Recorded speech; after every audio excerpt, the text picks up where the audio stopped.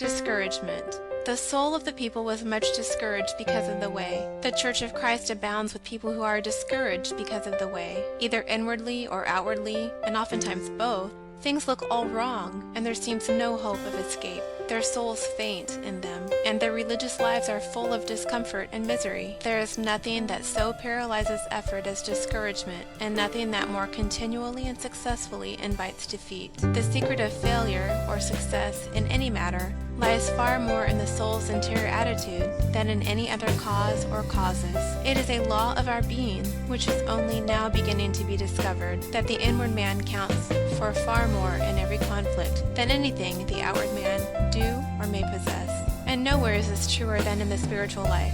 Again, I must repeat what I find it necessary to say so continually, that the Bible declares from beginning to end that faith is the law of the spiritual life, and that according to our faith, it always shall be and always will be unto us.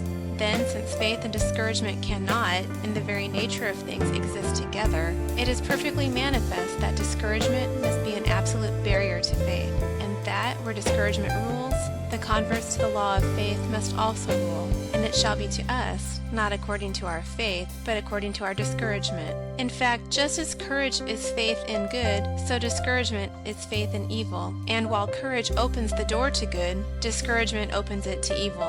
An allegory that I heard very early in my Christian life has always remained in my memory as one of those warnings to motorists that we often see at the top of hills on country roads.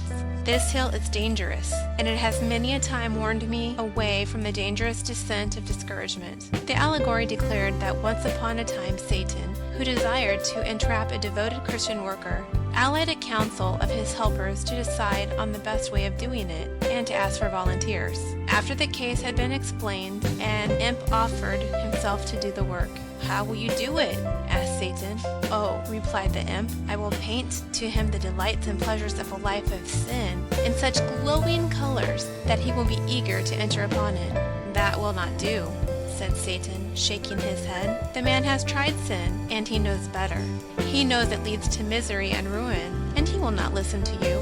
Then another imp offered himself, and again Satan asked, "What will you do to win the man over?" "I will picture to him the trials and the self-denials of a righteous life, and will make him eager to escape from them." "Ah, that will not do either," said Satan, "for he has tried righteousness, and he knows that its paths are paths of peace and happiness." Then a third imp started up and declared that he was sure he could bring the man over. "Why, what will you do?" asked Satan, "that you are so sure?" "I will discourage his soul," replied the imp triumphantly. "That will do." "That will do," exclaimed Satan. "You will be successful. Go and bring back your victim." An old Quaker has a saying, "All discouragement is from the devil," and I believe he stated a far deeper and more universal truth than we have yet fully understood. Discouragement cannot have its source in God. The religion of the Lord Jesus Christ is a religion of faith, of good cheer, of courage, of hope that maketh not ashamed. "Be discouraged," says our lower nature, "for the world is a place of temptation and sin. Be of good cheer," says Christ, "for I have overcome the world." There cannot possibly be any room for discouragement in a world which Christ has overcome.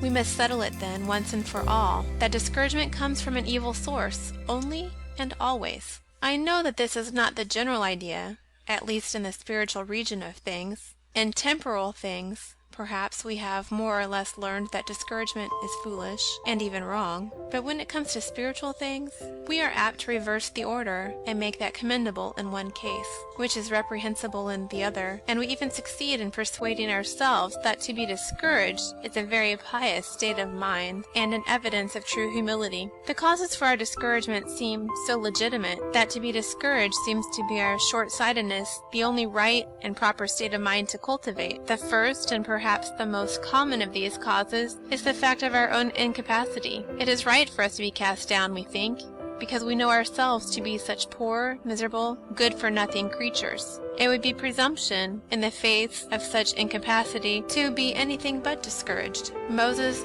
is an illustration of this. The Lord had called him to lead the children of Israel out of the land of Egypt, and Moses, looking at his own natural infirmities and weaknesses, was discouraged, and tried to excuse himself. I am not eloquent, but I am slow of speech and slow of tongue. They will not believe me, nor hearken unto my voice. Naturally, one would think that Moses had plenty of cause for discouragement, and for discouragement very similar to that which is likely to assail us, when because of our distrust in our own eloquence, or our own power to convince those to whom we are to be sent, we shrink from the work to which the Lord may be calling us. But notice how the Lord answered Moses, for in the same way, I am convinced, does he answer us. He did not do what no doubt Moses would have liked best, try to convince him that he really was eloquent, or that his tongue was not slow of speech. He passed all this by as being of no account whatever, and simply called attention to the fact that, since he had made man's mouth and would himself be with the mouth he had made, there could not possibly be any cause for discouragement, even if Moses did have all the infirmities of speech of which he had complained. And the Lord said unto him, Who hath made man's mouth? Or who maketh the dumb or deaf, or the seeing or the blind? Have not I, the Lord? Now therefore go, and I will be with thy mouth, and teach thee what thou shalt say.